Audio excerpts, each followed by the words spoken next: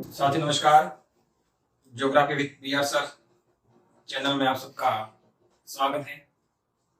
इस चैनल का मैं प्रथम वीडियो राजस्थान का भूगोल से प्रारंभ कर रहा हूं।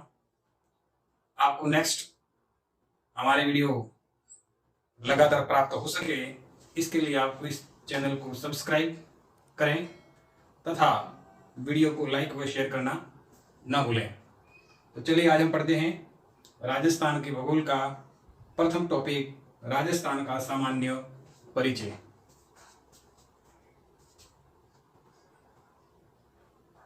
राजस्थान का सामान्य परिचय।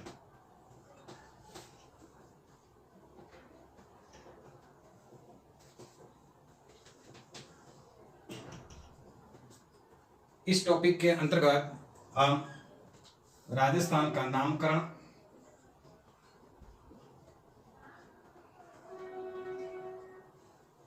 स्थिति, आकार व विस्तार के बारे में विस्तृत चर्चा करेंगे। तो सबसे पहले शुरुआत करते हैं राजस्थान का नामकरण, राजस्थान का नाम कैसे पड़ा। तो चलिए इसके लिए थोड़ा राजस्थान के इतिहास पर दृष्टि डालते हैं। राजस्थान प्रदेश का जो सर्वप्रथम जो उल्लेख है वो रामायण काल में मिलता है और उस समय इस राजस्थान प्रदेश के लिए मरुकांतार शब्द का प्रयोग किया गया। मरुकांता। तो रामायण काल में सर्वप्रथम राजस्थान प्रदेश के लिए मरुकांतार शब्द का उल्लेख किया गया। इसके बाद 682 ईस्वी बसंतगढ़ शिलालेख से हुई। बसंतगढ़ शिलालेख जो सिरोही में जो प्राप्त हुआ है, जो चावड़ा वंश से संबंधित था, उसमें इस राजस्थान प्रदेश के लिए राजस्थानादित्य शब्द का प्रयोग किया गया है। राजस्थानादित्य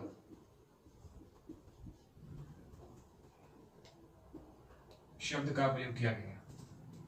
इसके बाद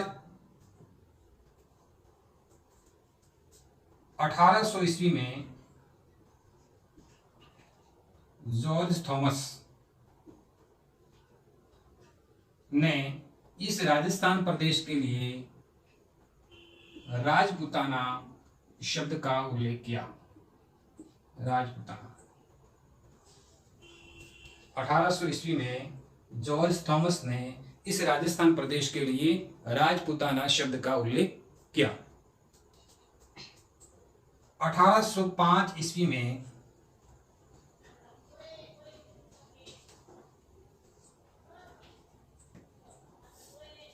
विलियम फ्रैंकलिन ने अपनी पुस्तक मिलिट्री मेमोयर्स ऑफ राजस्थान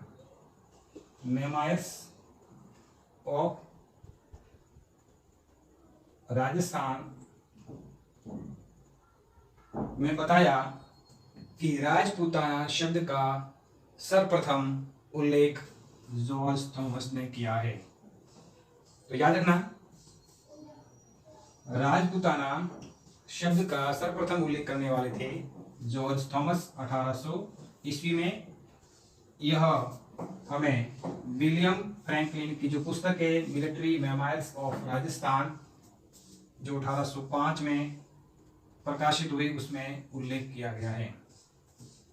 इसके बाद 1829 ईस्वी में कर्नल जेम्स टॉड, जिसको घोड़े वाले बाबा भी कहा जाता है,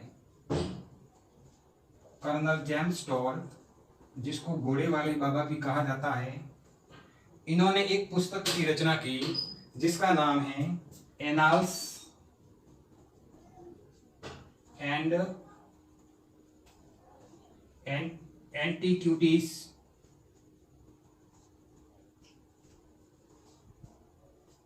ऑफ राजस्थान।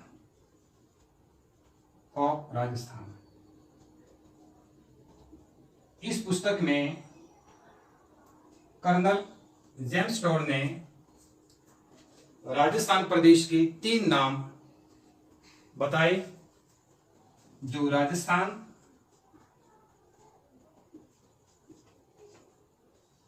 रायथान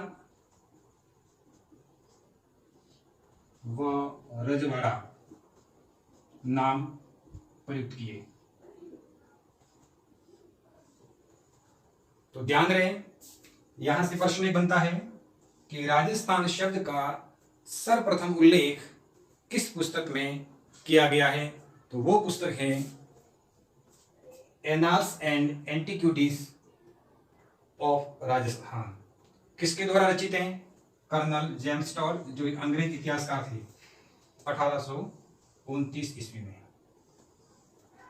इसके अलावा कर्नल जेम्स टोड ने रायथान व रजवाड़ा शब्द भी राजस्थान के लिए प्रयुक्त किया। इसके बाद 26 जनवरी 1950 को राजस्थान शब्द को संवैधानिक मान्यता प्राप्त हुई। तो यहां पर भी एक प्रश्न बनता है कि राजस्थान शब्द को संवैधानिक मान्यता कब प्राप्त हुई। तो 26 जनवरी 1950, और इस दिन क्या हुआ था, हमारे देश का जो संविधान लागू हुआ था उसमें राजस्थान शब्द को संवैधानिक मान्यता प्राप्त हुई। लेकिन 30 मार्च 1948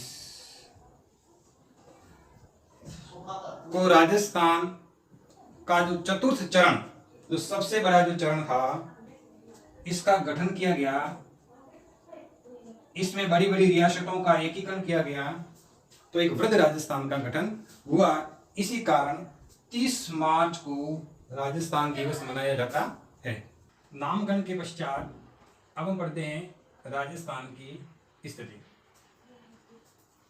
राजस्थान की स्थिति भारत के संदर्भ में व अक्षांशीय व देशांतरीय दृष्टि से इस प्रकार है, इसका अध्ययन करते हैं। तो सबसे पहले भारत के संदर्भ में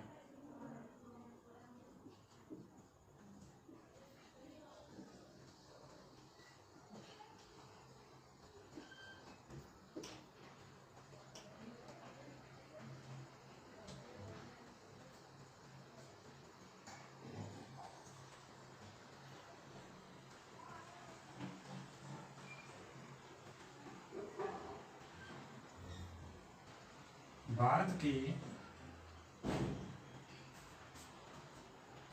ये भारत का मान लीजिए मानचित्र है, इसका ये उत्तरी भाग है और ये पश्चिमी। अब राजस्थान ये रहा, राजस्थान की स्थिति इधर है। इसका मतलब राजस्थान उत्तर पश्चिमी भाग में आया हुआ है।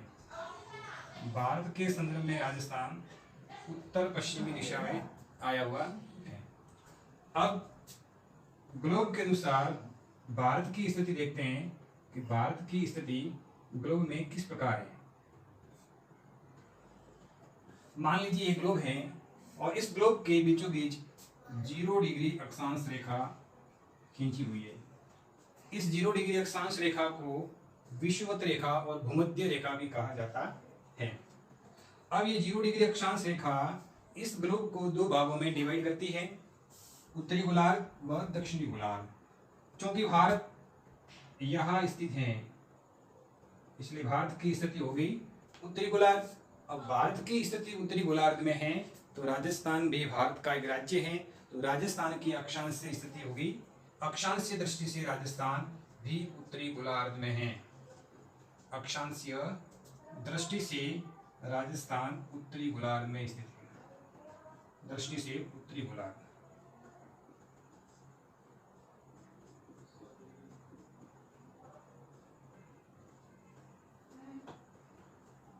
अब देशांतरीय दृष्टि से भारत की स्थिति देखते हैं। देशांतरीय दृष्टि,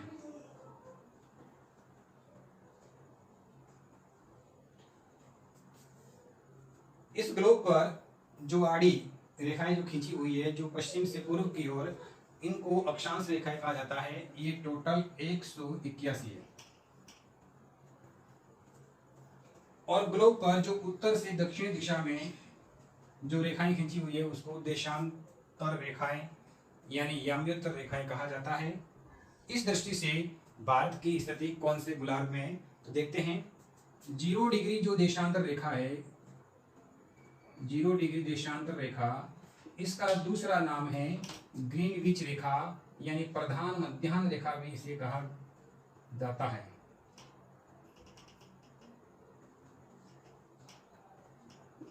इंग्लैंड के ग्रीनविच नगर से होकर गुजरने के कारण इसको ग्रीनविच रेखा भी कहा जाता है। इसका तीसरा नाम है प्रधान मध्याह्न रेखा। ये जो 0 डिग्री देशांतर रेखा है इस ग्लोब को 2 भागों में डिवाइड करती है। इस 0 डिग्री के पश्चिम में जो पूरा जो विभाग आया हुआ है इसको पश्चिमी गोलार्ध कहा जाता है। और इस 0 डिग्री देशांतर के जो पूर्व वाला भाग है इसको पूर्वी गोलार्ध कहा जाता है। यानी 0 डिग्री देशांतर रेखा भी इस ग्लोब को 2 भागों में डिवाइड करती है, पश्चिमी गोलार्ध और पूर्वी गोलार्ध। अब देखिए भारत की स्थिति यहाँ है, इसका मतलब कि भारत है ये पूरा यहाँ से लगा करके ये पूर्वी गोलार्ध है। तो भारत की देशांतरीय दृष्टि से भारत पूर्वी गोलार्ध में स्थित है, इसीलिए राजस्थान भी पूर्वी गोलार्ध में स्थित है। तो ये थी राजस्थान की अक्षांशीय व देशांतरीय स्थिति। भारत के संदर्भ में उत्तर पश्चिम दिशा में आया हुआ है, अक्षांशीय दृष्टि से उत्तरी गोलार्ध, देशांतरीय दृष्टि से पूर्वी गोलार्ध। यानी राजस्थान उत्तरी पूर्वी गोलार्ध में आया हुआ है। अब आकार के बारे में अध्ययन करेंगे कि राजस्थान का जो आकार है वो किस प्रकार का है। किसने बताया है कि राजस्थान का आकार इस तरह से है।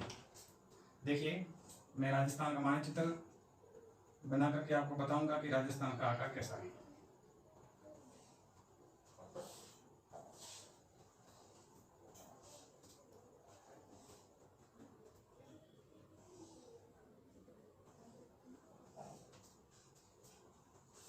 राजस्थान का आकार विषम कोणीय चतुर्भुजाकार है। चतुर्भुज बन रहा है, 4 कोण बन रहे हैं। तो राजस्थान का आकार विषम कोणीय चतुर्भुजाकार है।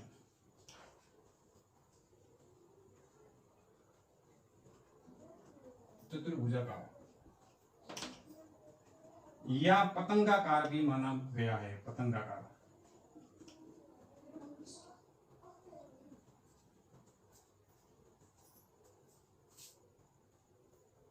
तीसरा इसको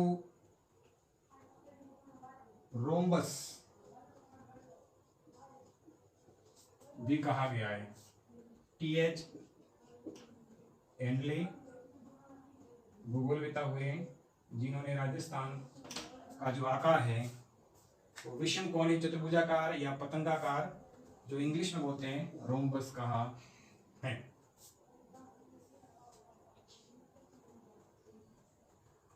अब आकार के पश्चात हम पढ़ते हैं विस्तार। कि राजस्थान का जो विस्तार है वो अक्षांशीय दृष्टि से, देशांतरीय दृष्टि से कितना है। इसके जो उत्तर, दक्षिण और पूर्व और पश्चिम छोर पर कौन कौन से स्थान आए हुए हैं। तो सबसे पहले पढ़ते हैं राजस्थान का उत्तरी बिंदु। राजस्थान का सबसे जो उत्तरी बिंदु है जो श्री गंगानगर में है, कोणा गांव श्री गंगानगर।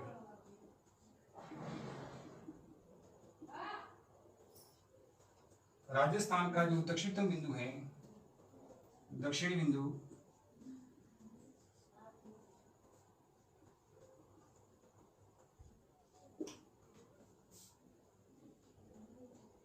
बोरकुंड,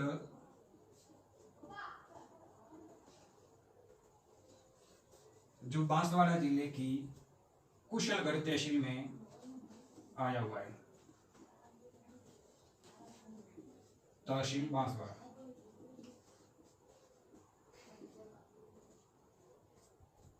राजस्थान का जो पश्चिम में स्थान है, पश्चिमी जो बिंदु है,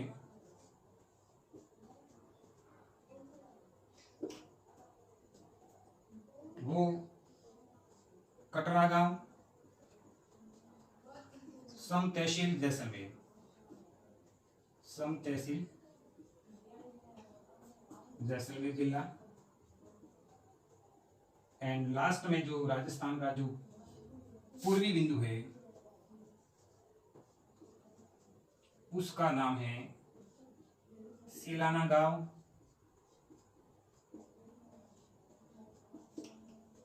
राजाखेड़ा तहसील धौलपुर जिला। तो ये है राजस्थान के चारों छोर। उत्तरी छोर है कोणा गांव श्री गंगानगर में, दक्षिणी बिंदु है बोरकुंड गांव कुशलगढ़ तहसील बांसवाड़ा, पश्चिमी बिंदु कटरा गांव सम तहसील जैसलमेर, एंड पूर्वी बिंदु सिलाना गांव राजाखेड़ा तहसील धौलपुर जिला। तो ये थी राजस्थान के अंतिम चारों छोर के बिंदु। अब हम पढ़ते हैं इनका अक्षांशीय एंड देशांतरीय विस्तार। राजस्थान का अक्षांशीय विस्तार।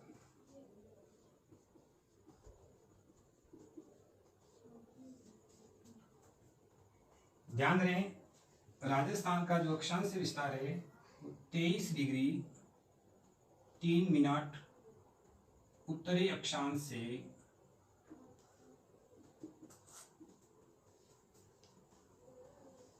30 डिग्री 12 मिनट उत्तरी अक्षांश तक है। ये उत्तरी अक्षांश क्यों कहा जाता है? क्योंकि राजस्थान है वो उत्तरी गोलार्ध में स्थित है, इसलिए सभी जो अक्षांश आएंगे वो उत्तरी अक्षांश आएंगे। तो राजस्थान में कुल 7 डिग्री 9 मिनट अक्षांश गुजरते हैं, अक्षांश गुजरते हैं। लगभग 7 से थोड़ा ज्यादा अक्षांश राजस्थान में से होकर के गुजरते हैं। अब कभी कभी यहाँ एक कंफ्यूज हमेशा बना रहता है, 23.5 डिग्री यानी 23 डिग्री 30 मिनट उत्तरी अक्षांश को कर्क रेखा कहा जाता है। 23.5 डिग्री, इसका मतलब है कि 23 डिग्री और 30 मिनट उत्तरी अक्षांश को कर्क रेखा कहा जाता है। जो राजस्थान की डूंगरपुर बांसवाड़ा जिलों में से होकर के गुजरती है।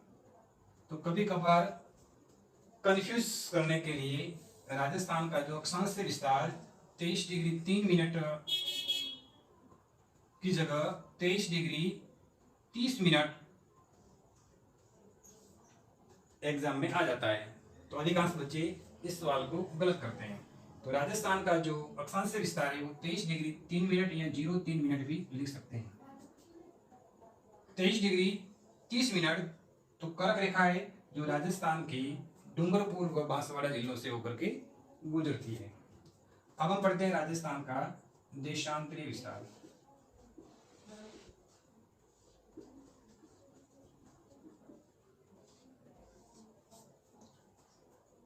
राजस्थान का जो देशांतरीय विस्तार है 69 डिग्री 30 मिनट पूर्वी देशांतर, पूर्वी देशांतर से 78 डिग्री 17 मिनट पूर्वी देशांतर तक है। अब यहाँ पूर्वी देशांतर क्यों कहा जाता है? क्योंकि राजस्थान की जो देशांतरीय स्थिति है वो पूर्वी गोलार्ध में होने के कारण यहाँ पूर्वी गोलार्ध कहा गया है। तो राजस्थान में कुल 8 डिग्री 47 मिनट अब देशांतर गुजरते हैं। देशांतर 8 से थोड़ा ज्यादा, 8.5 कह सकते हो, देशांतर राजस्थान में से होकर के गुजरते हैं। आपको मैं बता देता हूं, 1 डिग्री देशांतर को पार करने में 4 मिनट का समय लगता है। 4 मिनट। देशांतर रेखाओं के द्वारा विश्व में समय की गणना की जाती है। तो 1 डिग्री देशांतर को पार करने में 4 मिनट का समय लगता है। चूंकि राजस्थान से 8 डिग्री 47 मिनट देशांतर गुजरते हैं, इसका मतलब कि लगभग 35 मिनट का समय का अंतर पाया जाता है। राजस्थान का जो पश्चिम बिंदु और जो पूर्वी बिंदु है, इन दोनों में 35 मिनट का अंतर पाया जाता है।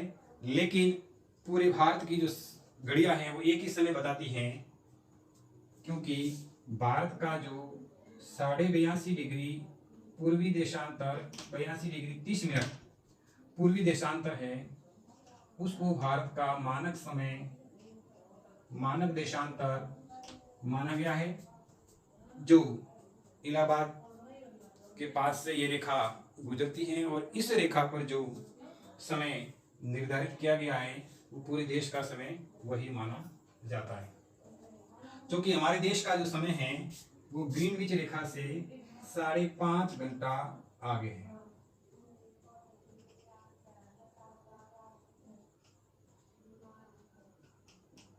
क्योंकि भारत पूर्वी गोलार्ध में है, जो जो हम ग्रीनविच रेखा के पूर्व में जाएंगे समय बढ़ता जाएगा और पश्चिम में जाएंगे तो समय घटता जाता है।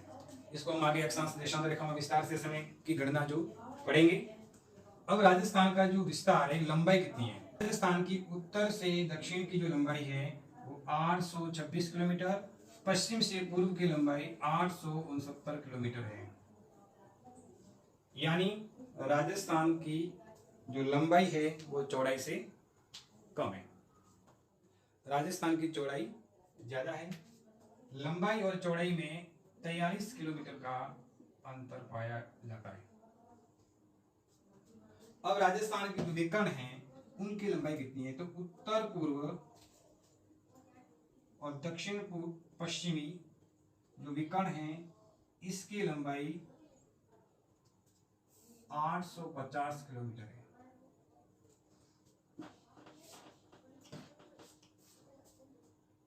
उत्तर पश्चिम से दक्षिणी पूर्व विकर्ण की लंबाई 784 किलोमीटर है। यानी उत्तर पूर्व से दक्षिणी पश्चिम और उत्तर पश्चिम से दक्षिणी पूर्वी जो दो विकर्ण हैं उन दोनों विकर्णों की लंबाई में 66 किलोमीटर का अंतर पाया जाता है। तो ये था राजस्थान का सामान्य परिचय, जिसके अंतर्गत हमने आज की इस वीडियो में नामकरण, स्थिति, आकार और विस्तार के बारे में विस्तृत अध्ययन किया। नेक्स्ट हम अगले वीडियो में सीमाएं, क्षेत्रफल, संभाग, जिले आदि का अध्ययन करेंगे। इसके लिए आप इस geography with BR sir channel को आप सब्सक्राइब करें। वीडियो को शेयर व लाइक करना न भूलें। धन्यवाद।